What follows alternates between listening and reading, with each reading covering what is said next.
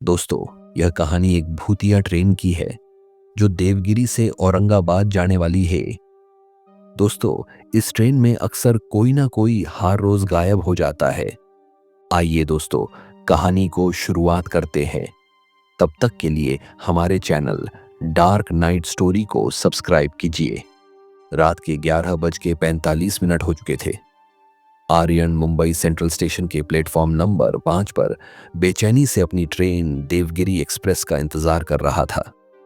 उसे औरंगाबाद में एक जरूरी कॉन्फ्रेंस मीटिंग के लिए जाना था। ट्रेन पहले ही 2 घंटे लेट हो चुकी थी। जब ट्रेन आई तो थकान और निराशा आर्यन पर हावी थी। उसका reservation A1 seat number 4 side lower पर था। आर्यन ने अंदर कदम रखते ही अजीब सी ठंडक महसूस की, जबकि बाहर उमस भरी गर्मी थी। डिब्बे में ज्यादा लोग नहीं थे। अधिकतर यात्री अपनी अपनी सीट पर सो रहे थे या सोने की तैयारी कर रहे थे। आर्यन की सीट खिड़की के ठीक बगल में थी। उसके सामने की मिडिल सीट नंबर 5 खाली थी और अपर सीट नंबर 6 पर एक अधे उम्र के सज्जन गहरी नींद में थे। आर्यन ने अपना बैग रखा और खिड़की के पास बैठ ही कर बाहर अंधेरे में भागते हुए पेड़ों और इमारतों को देखने लगा। ट्रेन ने धीमी गति से चलना शुरू किया। जल्द ही वह शहर की रोशनी से दूर रात के सन्नाटे में फास्ट दौड़ने लगी। रात के लगभग 1 बज चुका था। ट्रेन एक छोटे से स्टेशन पर रुकी और तुरंत चल दी। आर्यन ने सोने की कोशिश की, लेकिन उसे नींद नहीं आ रही थी। तभी उसे सामने की खाली मिडिल सीट नंबर 5 से एक दबी हुई सांस लेने की आवाज सुनाई दी। उसने सोचा कि शायद किसी ने नींद में आवाज दी होगी। उसने आंखें बंद कर ली। कुछ मिनट बाद आवाज फिर से आई। यह किसी के हल्के हल्के कराहने की आवाज थी, जैसे कोई दर्द में हो या डर रहा हो। आर्यन ने आंखें खोली और मिडिल सीट की ओर देखा। वह पूरी तरह से खाली थी। ऊपर वाले यात्री गहरी नींद में थे। आर्यन को लगा कि यह ट्रेन के शोर या कंपन के कारण। उसने अपने मोबाइल पर हेडफोन लगाकर संगीत सुनने की कोशिश की। जैसे ही संगीत शुरू हुआ, कर्राहने की आवाज तेज हो गई। अब ऐसा लगा जैसे वह ठीक उसके बगल में है। उसने संगीत बंद कर दिया। सन्नाटा छा गया। ट्रेन के पहियों की छुक छुक आवाज तेज हो गई। तभी उसे महसूस हुआ कि उसकी सीट पर उसके ठीक पीछे किसी ने बहुत धीरे से अपनी उंगलियां फिराई हों। यह स्पर्श इतना हल्का था कि आर्यन को नींद आने लगी। विशिष्ट रूप से वह उसे नजरअंदाज नहीं कर सकता था। उसने डर के मारे झटके से पीछे मुड़कर देखा। वहां कोई नहीं था। खिड़की के बाहर घने जंगल का अंधेरा था। डर की एक ठंडी लहर आर्यन के शरीर पर कांटे आने लगे। उसने उठकर पानी पीने का फैसला किया। जैसे ही उसने उठने की कोशिश की, उसे लगा कि उसकी लोअर सीट पर उसके पैरों के पास किसी का भार हो। उसे ऐसा लगा जैसे कोई अदृश्य व्यक्ति चुपचाप उसकी सीट पर बैठ गया हो। सीट का गद्दा हल्का सा दब गया था और उसे वह विशिष्ट दबाव महसूस हुआ जो किसी के बैठने से होता है। वह डर के मारे जम गया। उसने अपनी नजरें ऊपर उठाई और सामने की मिडिल सीट नंबर 5 पर उसने देखा कि उस खाली सीट पर कंबल का एक कोना उठा हुआ था, जैसे किसी ने उसे अपने ऊपर खींच रखा हो। आर्यन ने हिम्मत करके पूछा, कौन है? जवाब दो, कौन लेटा है वहां? पर कोई जवाब नहीं मिला। केवल ट्रेन का शोर था। उसने अपनी नजर वापस अपनी सीट पर डाली, जहां वह दबाव महसूस कर रहा था। उस दबाव के साथ ही उसे तेज ठंडी हवा का एक झोंका महसूस हुआ, जो उसकी गाल को छूकर निकल गया। उस हवा में मिट्टी और सड़न की एक अजीबोगरीब गंध थी। आर्यन अपनी जगह से उछला और खिड़की के सामने खड़ा हो गया। उसने कांपते हुए हाथों से टॉर्च जलाई और सीट की तरफ रोशनी डाली। सीट का गद्दा फिर से सामान्य हो गया। आर्यन ने तेजी से उस कंपार्टमेंट के बाकी यात्रियों को देखा। सब गहरी नींद में थे। कोई हिलडुल नहीं रहा था। वह तुरंत टीसी परीक्षक को ढूंढने लगा। वह आगे के डिब्बे में गया। वहां टीसी अपनी केबिन में सो रहा था। आर्यन ने उसे जगाया और कांपते हुए पूरी घटना बताई। टीसी ने उसे शांत करने की कोशिश की। सर, आप थके हुए हैं। कभी कभी ट्रेन के झटके और आवाजें भ्रम पैदा करती हैं। आर्यन ने जिद की। नहीं, वहां कुछ है। उस मिडिल सीट नंबर 5 की जांच कीजिए। टीसी कुछ नाराज हुआ, लेकिन आर्यन के चेहरे पर भयानक डर देखकर वह उसके साथ वापस A1 कंपार्टमेंट में आया। जैसे ही वे सीट नंबर 4 और 5 के पास पहुंचे, वहां का माहौल अचानक और भी ज्यादा सर्द हो गया। टीसी ने मिडिल सीट नंबर 5 की ओर टॉर्च मारी, जो अभी भी खाली थी। फिर उसकी नजर ऊपरी सीट नंबर 6 पर सो रहे आधे उम्र के सज्जन पर पड़ी। टीसी ने अचानक सहम कर टॉर्च नीचे कर ली। आर्यन ने पूछा, क्या हुआ? टीसी ने फुसफुसाते हुए कहा, सीट नंबर 6 वो जगह है जो 2 साल से खाली पड़ी है। यहां 2 साल पहले एक यात्री का निधन यहीं इसी सीट पर हुआ था। ट्रेन एक्सीडेंट में वह व्यक्ति मर गया था, इसीलिए सीट नंबर 6 आज भी खाली पड़ी हुई है। इसीलिए सीट नंबर 6 को मनहूस माना जाता है। आर्यन का दिल जोर से धड़क रहा है ने लगा। उसने वापस ऊपर सीट नंबर 6 की तरफ देखा। कंबल अभी भी थोड़ा सा हिल रहा था, जैसे कोई अपने हाथ से उसे कस रहा हो। तभी उसने सामने की खाली मिडिल सीट नंबर 5 से एक आवाज आई जो हवा में गूंज रही थी। तुमने उसे जगा दिया, सो जाओ ब्रो, अगले स्टेशन पर मैं तुम्हारे साथ उतरूंगा। आवाज गहरी और खुरदरी थी और ऐसा लगा जैसे वह उसके कान के ठीक अंदर बोली गई हो। डर के मारे आर्यन की चीख निकल गई। उसने और टीसी ने डिब्बे से भागकर अगली बोगी में शरण ली और सुबह होने का इंतजार किया। ट्रेन औरंगाबाद की ओर बढ़ रही थी। रात भर आर्यन को अपनी सीट से ठंडी सांसों और कराहने की आवाज आती रही, जैसे उसका अदृश्य साथी अब भी सीट नंबर 4 पर उसके लौटने का इंतजार कर रहा हो।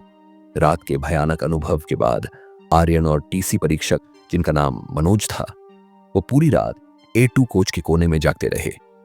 सूरज की पहली किरणें जब खिड़की से अंदर आईं, तो डिब्बे में फैला भयानक ठंडापन धीरे धीरे दूर हुआ। ट्रेन धीमी होकर औरंगाबाद स्टेशन पर रुकी। मनोज ने एक लंबी सांस ली। उसने आर्यन से कहा, यह स्टेशन आ गया, अब आप जल्दी से उतर जाइए और कल रात को भूल जाइए। आर्यन सामान लेने के लिए डरे हुए कदमों से वापस A1 कोच की ओर बढ़ा। जब वह अपनी सीट नंबर 4 के पास पहुंचा तो उसने देखा कि ऊपर की सीट नंबर 6 पर सोए हुए अदृश्य यात्री का कंबल अभी भी वैसा ही गिरा पड़ा था जैसे उसने रात में देखा था। आर्यन की नजर जैसे ही सामने की मिडिल सीट नंबर 5 पर पड़ी, वह फिर एक बार जड़ हो गया। उस खाली सीट पर जहां रात को अदृश्य दबाव महसूस हुआ था, वहां सीट की दीवार पर किसी ने पेंसिल या चाक से कुछ लिखा था। वह लिखावट घसीटी हुई और धुंधली थी। उस दीवार पर लिखा था, तुमने वादा किया था आर्यन। फिर आर्यन ने तेजी से अपना बैग उठाया और टीसी को इशारा किया और बिना पीछे देखे ट्रेन से बाहर भाग गया। औरंगाबाद पहुंचकर भी आर्यन को शांति नहीं मिली। शहर की भागदौड़ में उसे ट्रेन की वह ठंडी सड़ी हुई गंध आती रही। उसने होटल में गेटअप चेंज करने के लिए गया और कॉन्फ्रेंस की तैयारी करने लगा, लेकिन उसके दिमाग में वही घसीटी हुई लिखावट और अदृश्य साथी की बात गूंज रही थी।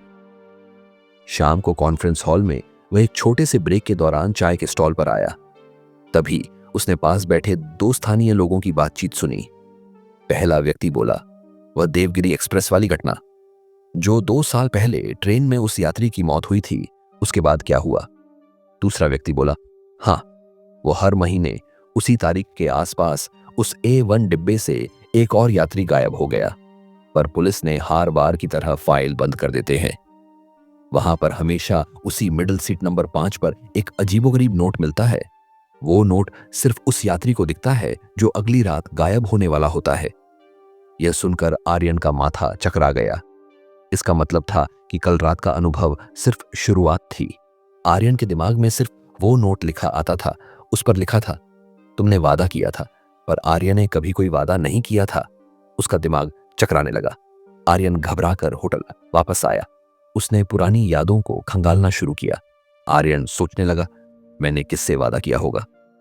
तभी उसके दिमाग में एक धुंधली बचपन की याद आई। लगभग मैं जब 10 साल का था, तब मैं औरंगाबाद को अपने नाना नानी के यहाँ गया था। वहां मेरे मामा की लड़की प्रिया उसके साथ खेल रहा था। तब ट्रेन के सफर में उसी रात ट्रेन एक्सीडेंट में प्रिया गंभीर रूप से घायल हो गई थी, पर उसे याद आया कि अस्पताल जाने से ठीक 10 मिनट पहले उन्होंने एक पुरानी ट्रेन का सफर किया था। तब प्रिया बहुत डरी हुई थी। प्रिया बोली, आर्यन, मैं अगर जल्दी ठीक नहीं हुई तो तुम मुझे कभी नहीं भूलोगे। तुम हमेशा मेरे साथ रहोगे ना? आर्यन, इस ट्रेन के डिब्बे में मुझसे वादा करो। ठीक है, मैं आर्यन तुमसे वादा करता हूं कि तुम्हें कभी नहीं भूलूंगा। कुछ दिनों बाद प्रिया ठीक हो गई, पर वह दुर्घटना के बाद हमेशा के लिए प्रिया चल फिर नहीं पाई।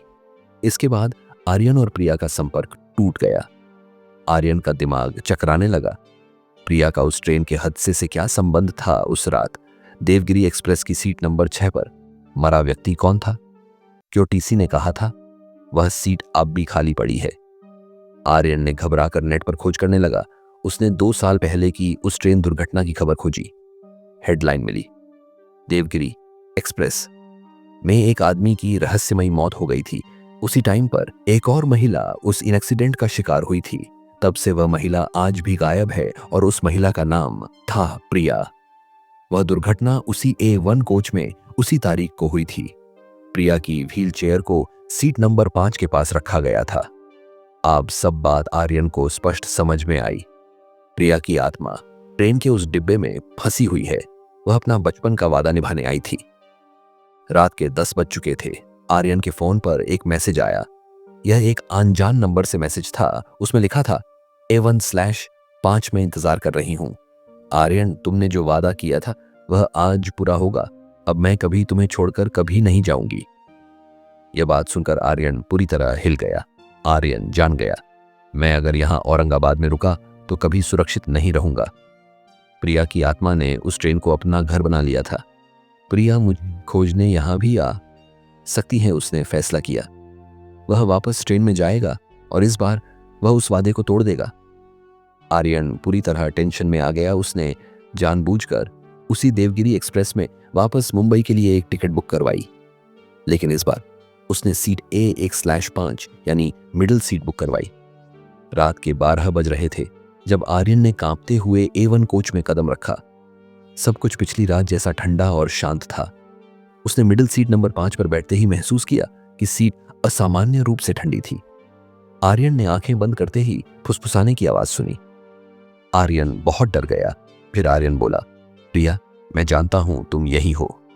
मैं अपना वादा तोड़ता हूं। तुम अकेली नहीं हो, लेकिन मैं तुम्हारे साथ इस अंधेरे में नहीं रह सकता। जैसे ही उसने ये शब्द कहे, ट्रेन पूरी गति से भाग रही थी।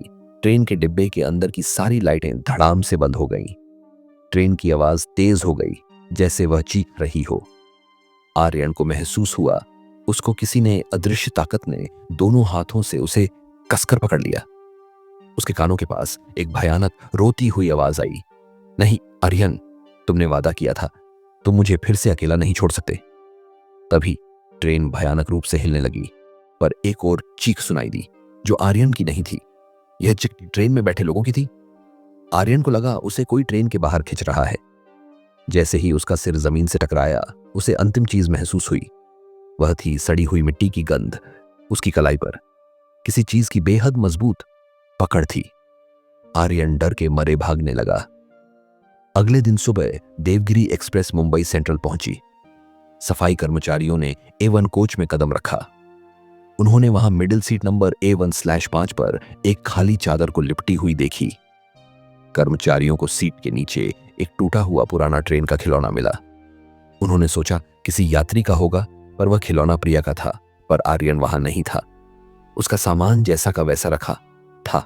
आर्यन वापस आया और देखा कोई भी यात्री ट्रेन से रहस्यमय तरीके से गायब नहीं हुआ। मिडिल सीट नंबर 5 की दीवार पर इस बार कोई लिखावट नहीं थी। बस बाहर खिड़की के शीशे पर धुंधले पसीने से बनी एक छोटी लड़की की रोती हुई आकृति दिखाई दी थी। तब से कोई भी यात्री गायब नहीं हुआ। दोस्तों, इस कहानी से सीख मिलती है, सोच समझकर वादा कीजिए, क्योंकि वादा निभाया भी जा सके। स्टोरी पसंद आई हो तो लाइक, शेयर, सब्सक्राइब कीजिए। मिलते हैं अगली एक और नई स्टोरी के साथ। तब तक के लिए गुड बाय।